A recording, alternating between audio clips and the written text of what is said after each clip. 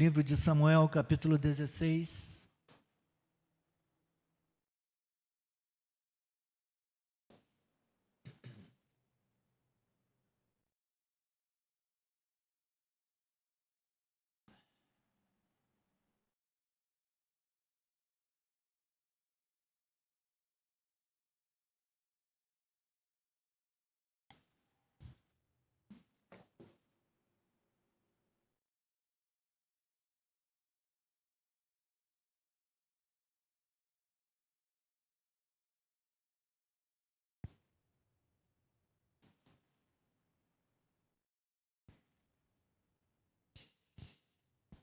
Primeiro Samuel 16, vamos ler do versículo 1 ao 13.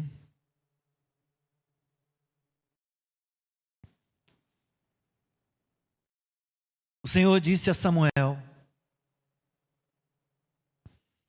até quando você terá pena de Saul, se eu o rejeitei como rei de Israel? Encha um chifre de azeite e ponha-se a caminho.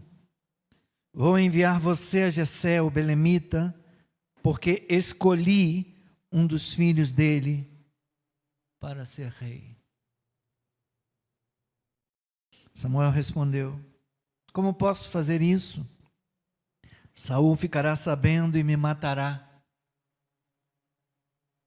Então o Senhor disse: leve um novilho e diga: vim para oferecer um sacrifício ao Senhor. Convide Jessé para o sacrifício.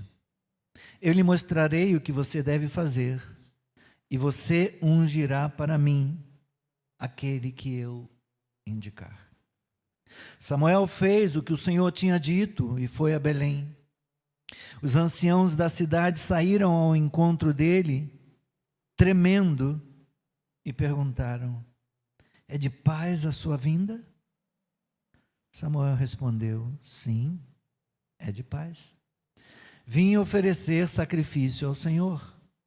Consagrem-se e venham comigo ao sacrifício. Então ele consagrou Jessé e os filhos dele e os convidou para o sacrifício. Aconteceu que, quando eles chegaram, Samuel viu Eliabe e disse consigo: certamente está diante do Senhor o seu ungido. Porém, o Senhor disse a Samuel: não olhe para a sua aparência, nem para a sua altura, porque eu o rejeitei. Porque o Senhor não vê como o ser humano vê. O ser humano vê o exterior, porém o Senhor vê o coração.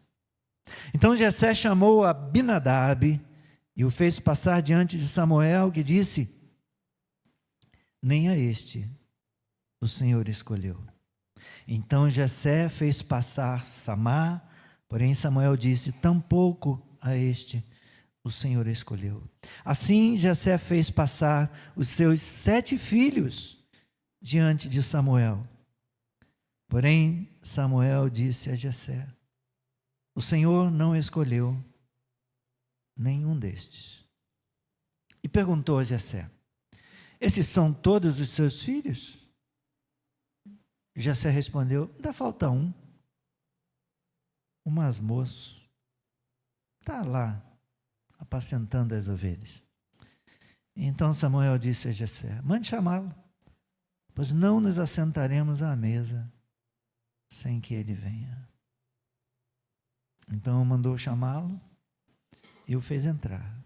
Davi era ruivo, de belos olhos e de boa aparência. E o Senhor disse a Samuel: levante-se e unja-o, pois este é ele.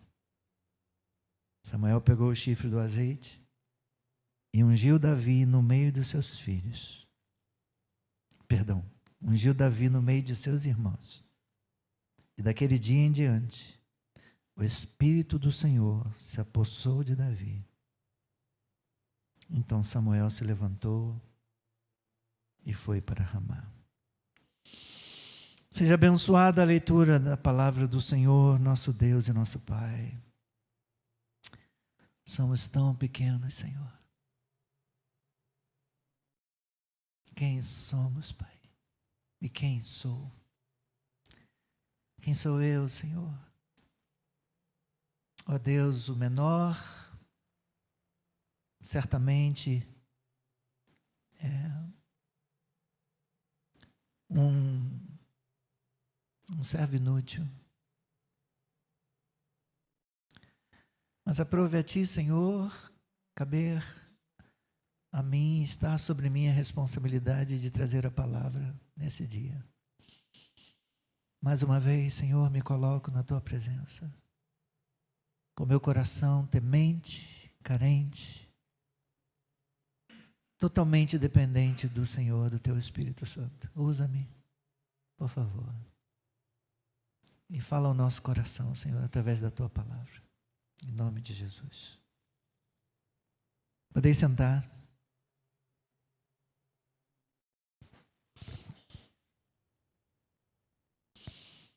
Nesta semana, o Brasil conheceu o seu primeiro medalhista olímpico de inverno.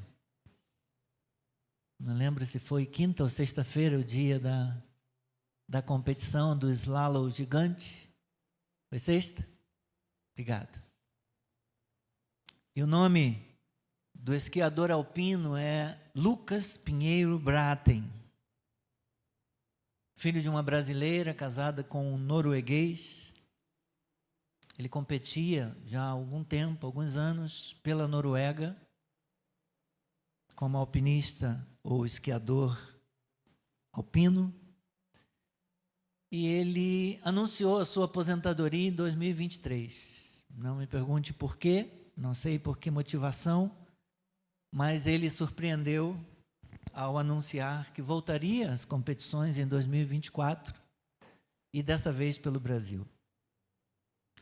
Talvez conversando lá com a família, né? Tanto tempo competindo pela Noruega, mas você também tem sangue brasileiro, por que ainda não competir mais um pouquinho pelo Brasil? E ele, então, em 2024, voltou a competir, representando o Brasil, e ganhou essa primeira medalha nos Jogos de Inverno para o nosso país. Certamente ainda é cedo, mas logo, logo muita gente no Brasil vai estar desejando ser como Lucas Pinheiro Braathen. Crianças, adolescentes, jovens, talvez até alguns adultos. Eu queria poder ser tão rápido, tão veloz, eu queria poder ser um esquiador, embora aqui a gente não tenha. Eu não tenho os Alpes, né, para a gente esquiar, mas tudo bem. Irmãos, a grandeza é algo que muitas pessoas buscam, mas poucas compreendem. Geralmente, só reconhecemos as grandes personagens da história após suas conquistas. Eles são chamados grandes após a conquista de uma vitória política, como, para citar um exemplo que já não está mais vivo, Nelson Mandela, um líder político da África do Sul, se tornou uma referência para o mundo ao defender os direitos humanos dos indefesos na sua pátria, mesmo tendo pago um alto preço. Muita gente se refere ao Mandela e tenta se igualar a ele, mas o Mandela não teve nenhuma acusação de corrupção na história dele. E quando ele ascende ao poder, e todos os seus opositores acham que ele então vai perseguir, ele dá uma demonstração de humildade, de generosidade, e diz: ninguém será penalizado, ninguém será perseguido por conta do tempo que eu passei na prisão. Muitos são chamados de grandes depois das suas conquistas, das suas vitórias militares, após demonstrarem suas habilidades, competências administrativas, ou após conquistarem troféus por seus talentos, então nós só vemos o produto final. Nós só vemos a glória, nós não vemos o processo. Nem sempre somos curiosos o bastante para ir lá pesquisar e ver a vida daquela pessoa, qual o caminho que ele percorreu ou que ela percorreu até chegar à medalha, até ser aclamado como herói.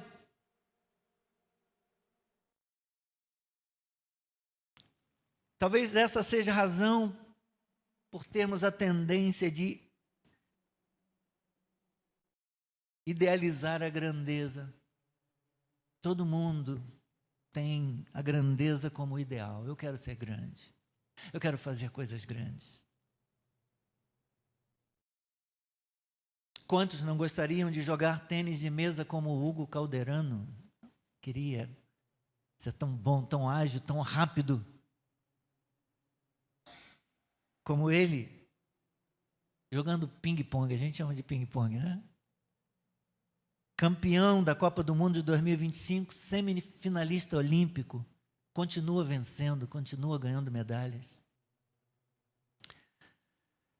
Quantas mulheres não gostariam de ser uma Rebeca Andrade, da ginástica do Brasil, bicampeã olímpica e a maior medalhista da história do Brasil nos Jogos Olímpicos?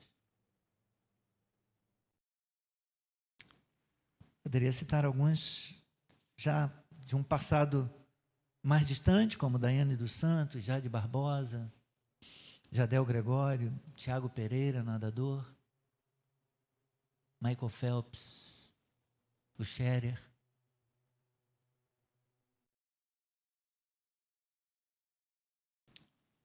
Mas quando a gente simplesmente diz assim, eu quero ser igual a essa pessoa, eu quero fazer o que ela faz, eu quero conquistar as coisas que ele conquistou.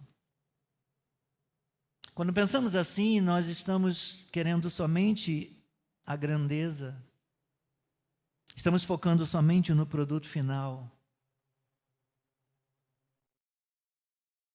mas não queremos passar pelo que eles passaram até chegar lá. Eu lembro que certa vez falaram para aquele mão santa do basquete, Oscar Schmidt,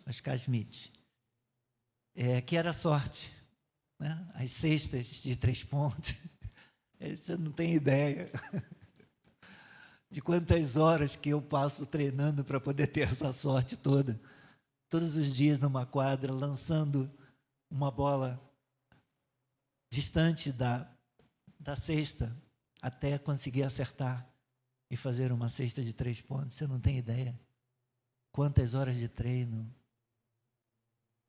Todo mundo termina o seu horário, cumpre o seu horário, vai embora e você fica lá.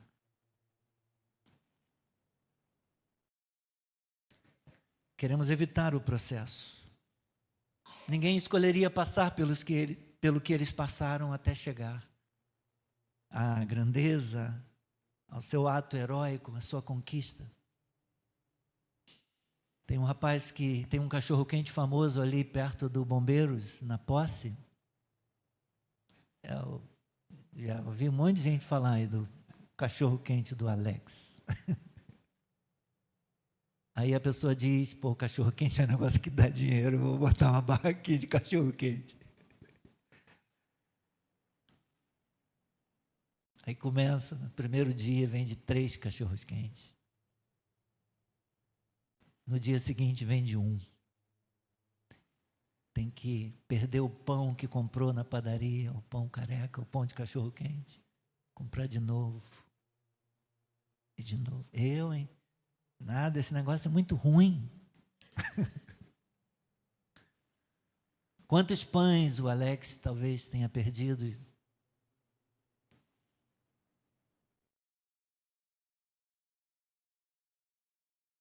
É fácil querer ser o Ivan da pipoca do Ivan.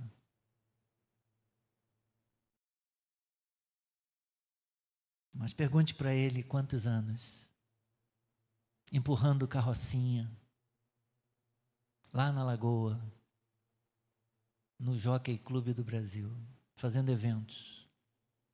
Quantas horas na estrada, empurrando carroça.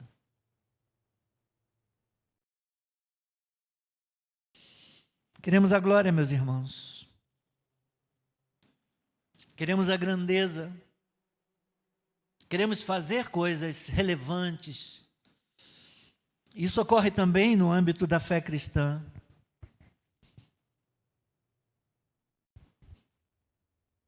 Quase todo mundo quer ser grande ou fazer coisas grandes, coisas importantes, e idealizam a grandeza espiritual. Tanto o novo convertido que sonha com o dia que vai fazer coisas grandes para Deus, quanto o indivíduo que anseia pelo dia em que poderá levar uma vida cristã vitoriosa,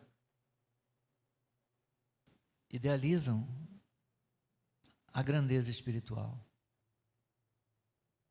Mas são raros os que compreendem que qualidade e caráter são forjados por meio da experiência e que grandeza quase sempre vem por meio do processo, que sempre inclui algum elemento de sacrifício e de sofrimento. Não há, com certeza, sem medo de errar, não há nenhuma pessoa das que nós conhecemos como relevantes, como importantes, como grandes, que olhamos hoje estão no topo com suas empresas, com suas big techs,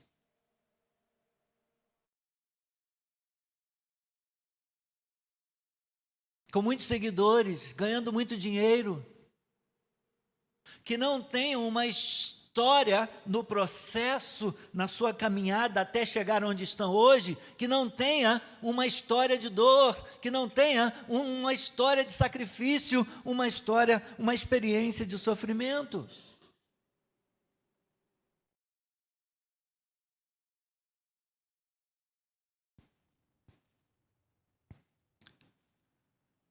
Tem um pastor que é escritor também, que eu gosto, que é o pastor John Piper,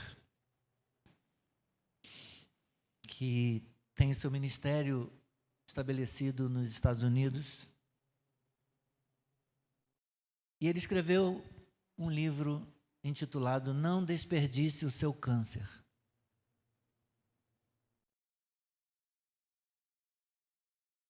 O pastor John Piper escreveu esse livro às vésperas da sua própria cirurgia de câncer de próstata.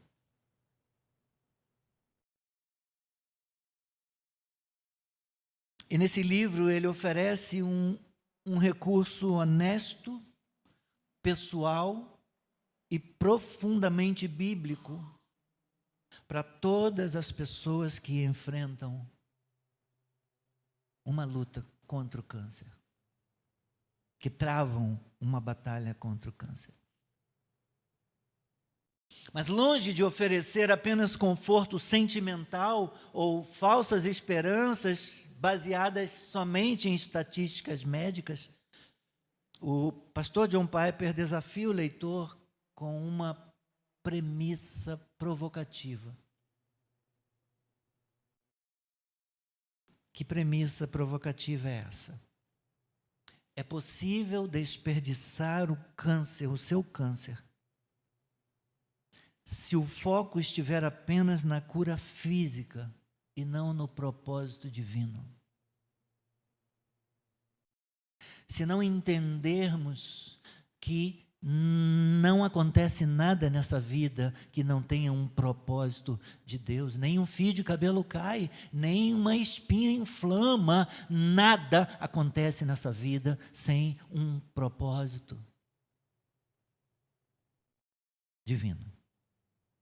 Tudo na vida tem um propósito divino.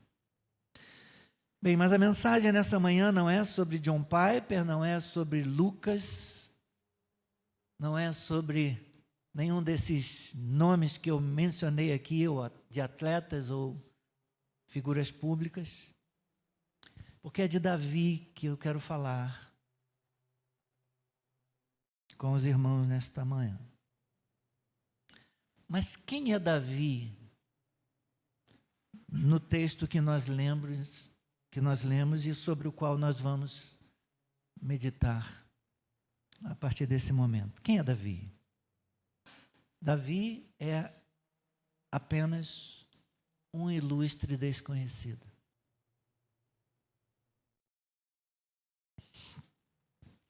Quando se acenderam as luzes, os holofotes, para essa cerimônia na casa de Jessé, Davi sequer era lembrado.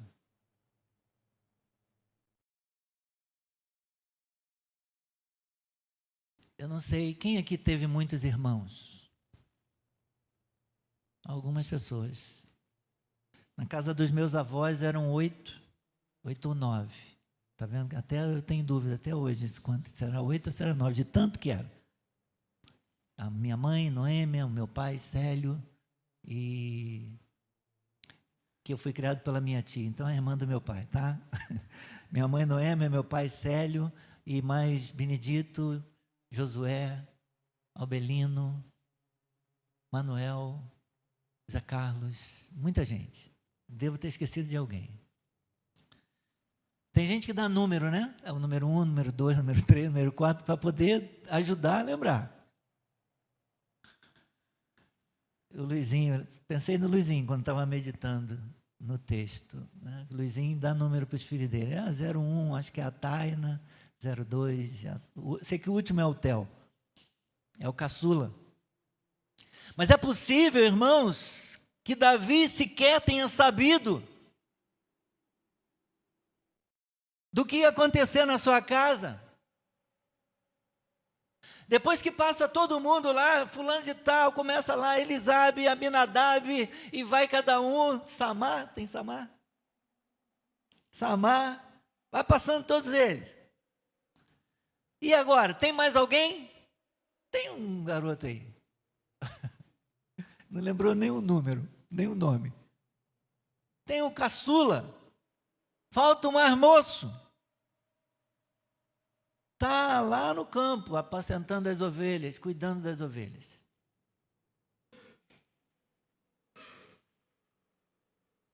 É possível que a família, é possível que Jessé e os seus filhos mais velhos falaram, esse é um assunto para adulto, nem precisa avisar Davi, deixa ele lá onde ele está. O que ele precisa saber? Não teve ninguém para falar assim, chama pelo menos para almoçar. Não, ele não tem requisitos para uma posição tão importante.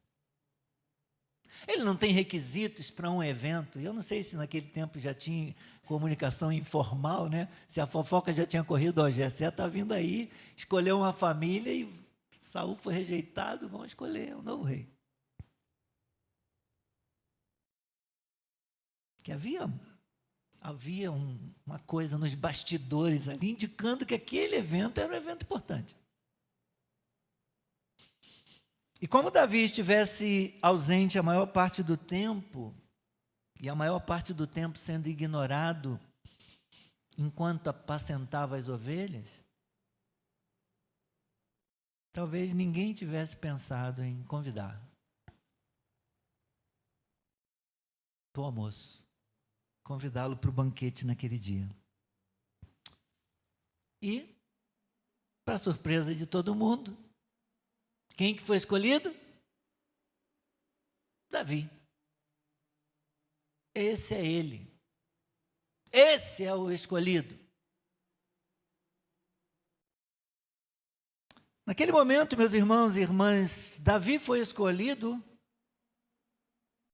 não por algo que alguém tivesse visto nele.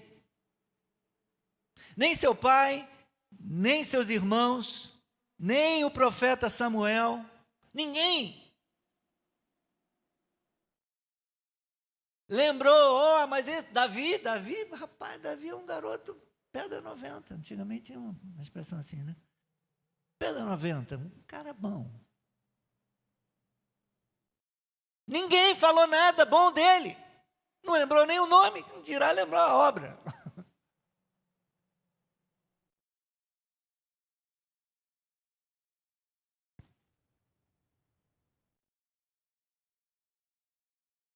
Mas Davi foi escolhido. Não por algo que alguém viu nele, mas pelo que Deus viu dele na vida de Davi.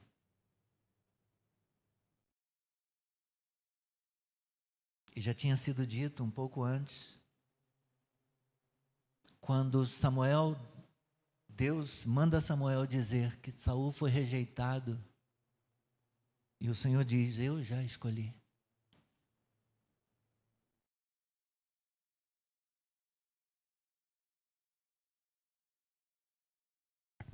Que é o 13, só um pouquinho.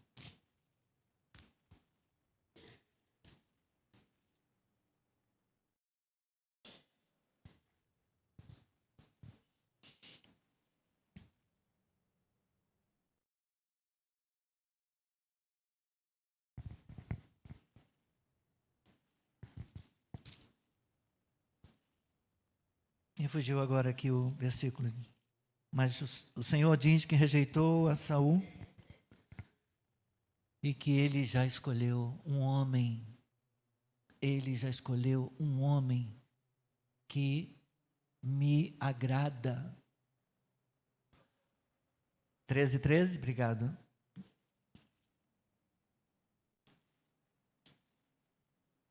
Eu li, mas não anotei.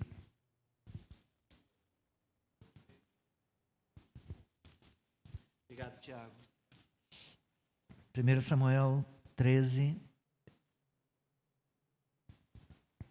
versículo 13 e 14. Então Samuel disse a Saul: você cometeu uma loucura não guardando o mandamento que o Senhor seu Deus lhe ordenou, pois o Senhor teria confirmado para sempre o seu reinado sobre Israel. Mas agora o seu reinado não subsistirá. O Senhor buscou para si um homem, segundo o seu coração,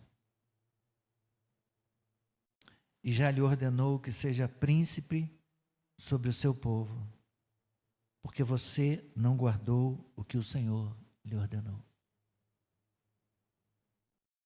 Deus escolheu Davi, porque viu em Davi um coração de servo, porque viu em Davi um coração desejoso de obedecer. De certa maneira, meus irmãos, como disse certo autor, nós também temos alguma coisa de Davi dentro de cada um de nós, da sua vontade de adorar, da sua vontade de servir, da sua vontade de obedecer a Deus. Na nossa insignificância, na nossa obscura caminhada de servir a Deus e de ser igreja, nós fomos escolhidos.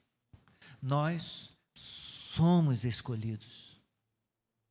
Eu sou um escolhido de Deus, você é uma pessoa escolhida, um escolhido por Deus.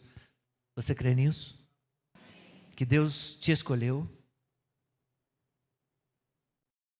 A eleição para os propósitos de Deus não é por voto popular, não é por simpatia. A eleição para os propósitos de Deus não se baseia em capacidade comprovada ou em promessa potencial. Não, ele tem futuro. Esse garoto tem jeito de jogar bola, ele vai ser bom de bola. Se der treinamento para ele, vai ser bom. Não. Nossa eleição, a escolha de Deus pela nossa vida, não se baseia em capacidade comprovada ou potencial. Mas é a escolha de Deus, soberana de Deus. Por isso, qualquer um de nós aqui, ou até todos nós aqui, podemos ser salvos, escolhidos para a fé e pela fé em Cristo, se Deus quiser. Mas eu ainda quero pensar um pouquinho com você num segundo ponto antes de concluir. Sobre o contraponto àquilo que nós temos como ideal, nesse capítulo 16 de 1 Samuel. Uma das vantagens em estudarmos cuidadosamente esse capítulo de 1 Samuel 16 é que se contrapõe ao nosso idealismo. Nossa tendência é ressaltar somente as manchetes. Fulano de tal, primeiro medalhista olímpico, primeira medalha de ouro do Brasil nos Jogos de Inverno. Entrou para a história. Davi, o menino pastor, mata Golias e se torna herói. Vai acontecer na sequência aí do texto.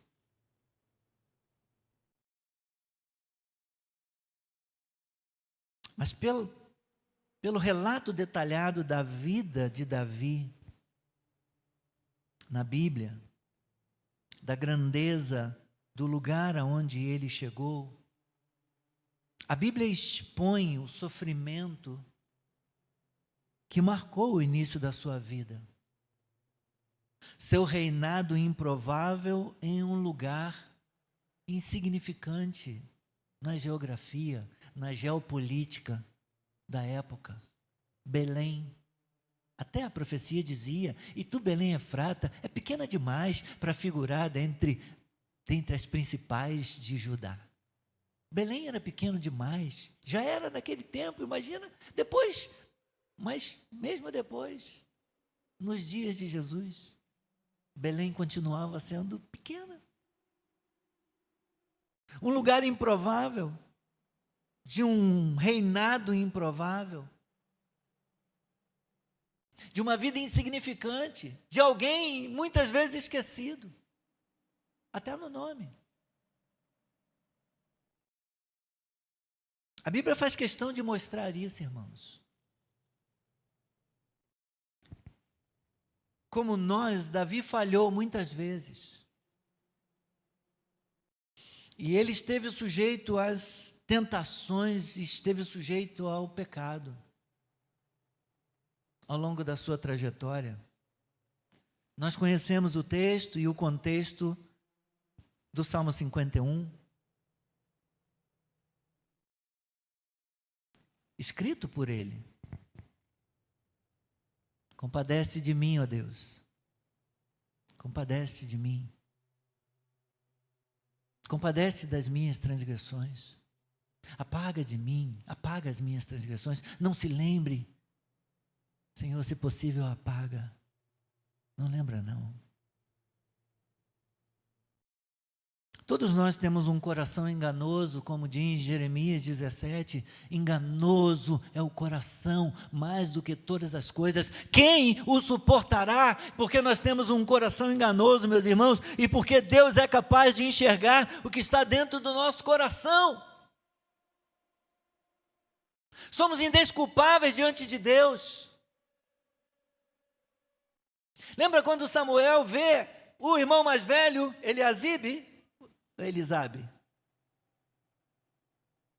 Eliabe, versículo 5, 6. Aconteceu que quando eles chegaram, Samuel viu Eliabe e disse consigo, pensou. Ele não falou com ninguém, ele só pensou.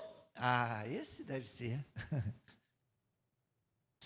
Deve ser não, ele tinha certeza. Certamente está diante do Senhor, o seu ungido.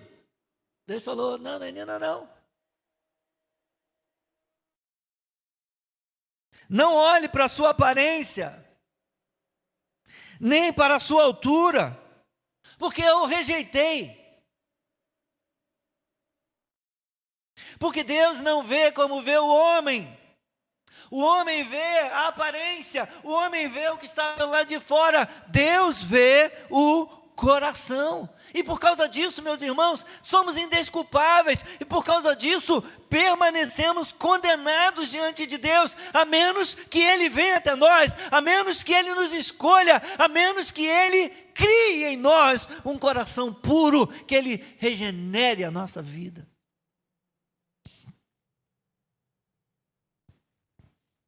Então Ele nos resgata e Ele nos leva a clamar como Davi no versículo 10 do Salmo 51. Cria em mim, ó Deus, um coração puro e renova dentro de mim um espírito inabalável. Davi sabe que, sendo ele um pecador, somente Deus pode criar um novo coração. Somente Deus pode criar um coração puro, regenerado, transformado, como nós costumamos cantar, meus irmãos.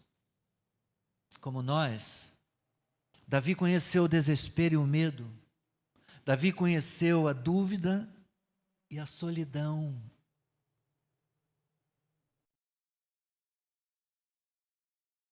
Ele não apareceu do nada e, como que num passe de mágica, Deus o transportou sobre tudo e colocou ele sentado no trono de Israel. Mesmo depois de escolhido rei, ele sofreu para conseguir um dia tomar lugar no trono de Israel e reinar. Conheceu o medo, o desespero, a dúvida, a solidão. Mas porque ele cria em Deus, ele sabia que podia estar seguro de que Deus não despreza um coração contrito e compungido. Salmo 51, versículo 17, ele diz: coração compungido e contrito, tu não desprezarás. Como nós, Davi mantinha um relacionamento pessoal com o Senhor, e ele encontrou nesse relacionamento o segredo de viver acima e além da sua capacidade. Pela fé em Cristo, meus irmãos, nós podemos ter o nosso coração purificado pelo Evangelho. É somente pela fé em Cristo, através da pregação do Evangelho. Eu estou me preparando aqui para concluir. O nome de Davi só aparece no último versículo do texto que nós lemos, irmãos. Somente no versículo 13, quando ele recebe a unção com óleo, é que o nome de Davi é mencionado. Samuel pegou o chifre do azeite e ungiu Davi no meio dos seus irmãos. E daquele dia em diante, o Espírito do Senhor se apossou de Davi. Então Samuel se levantou e foi para Ramá. Há, portanto, aqui uma nova ênfase na permanência do Espírito sobre aquele que foi escolhido por Deus. A vinda do Espírito sobre Davi assegura que não importa o que possa acontecer no futuro, Davi está divinamente equipado para a obra que Deus o chama para realizar. Que o Senhor nos ajude a entender melhor o processo pelo qual Ele está trabalhando em nós e nos preparando para nos conduzir às obras que Ele já preparou de antemão para nós. Quer seja no nosso trabalho, quer seja no nosso lar, quer seja na igreja, quer seja com os nossos amigos, quer indo aos descrentes, aqueles que ainda não conhecem o Senhor.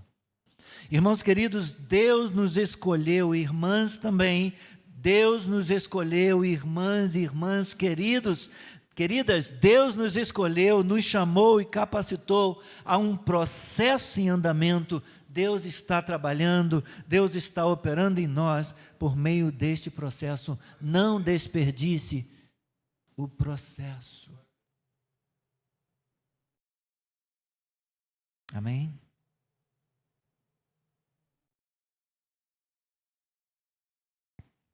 Então, rapidamente aqui três aplicações para a vida pessoal.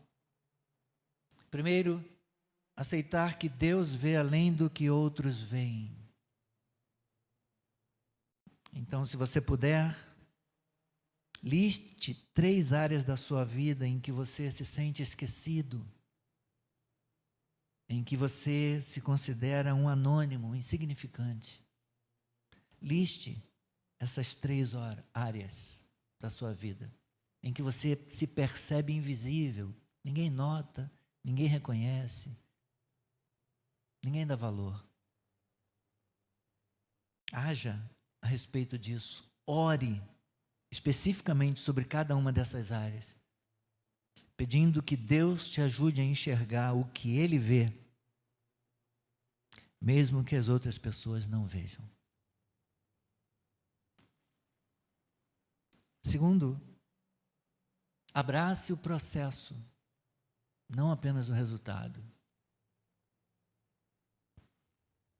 Identifique um processo difícil que você está vivendo, no casamento, na família, no trabalho, na igreja, na sua vida de fé, uma crise de fé, talvez. Identifique e haja a respeito disso.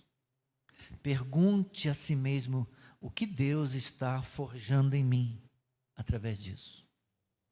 O que Deus quer trabalhar na minha vida através desse processo difícil.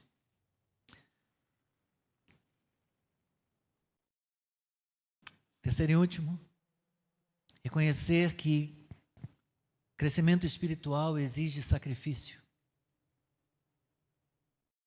Escolha uma disciplina espiritual para praticar ao longo da próxima semana, ao longo de 7 dias. Oração, eu vou orar ao longo de 7 dias. Leitura bíblica, eu vou ler a palavra durante 7 dias seguidos. Jejum, serviço, vou servir alguém. Eu vou ajudar quem precisa. Enfim, meus irmãos, reconheça que crescimento exige sacrifício. Avalie no final de semana como essa prática mudou o seu caráter. Planeje no domingo, ore até o domingo seguinte, ou leia a palavra, ou jejue, ou sirva, e então faça uma avaliação, uma semana depois, de como essa prática influenciou sua vida, sua rotina, seu caráter. Certamente você vai se surpreender. Amém? Vamos curvar a nossa cabeça.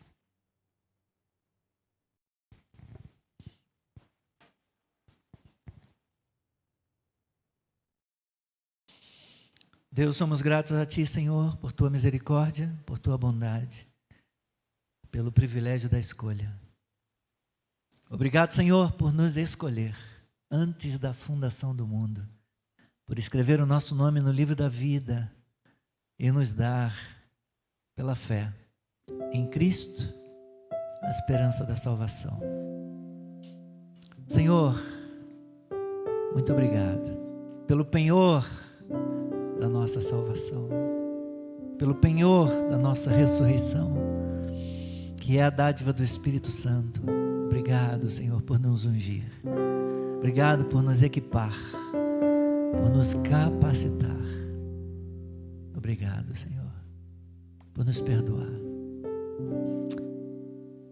Pois como podemos, Senhor, permanecer de pé diante de um Deus que tudo vê, que tudo sabe, que tudo conhece. como convencê-lo do nosso erro, de uma prática pecaminosa, se o Senhor está em nós, se vivemos a nossa vida diante de Ti. Tem misericórdia de nós, Senhor. Purifica-nos com hisopo e ficaremos limpos. Lava-nos e ficaremos mais alvos do que a neve. Cria em nós, ó Deus, um coração puro. Renova dentro de mim um espírito inabalável. Dá-nos uma fé humilde para Te servir, para Te glorificar. No nome de Jesus. Amém. Vamos ficar de pé.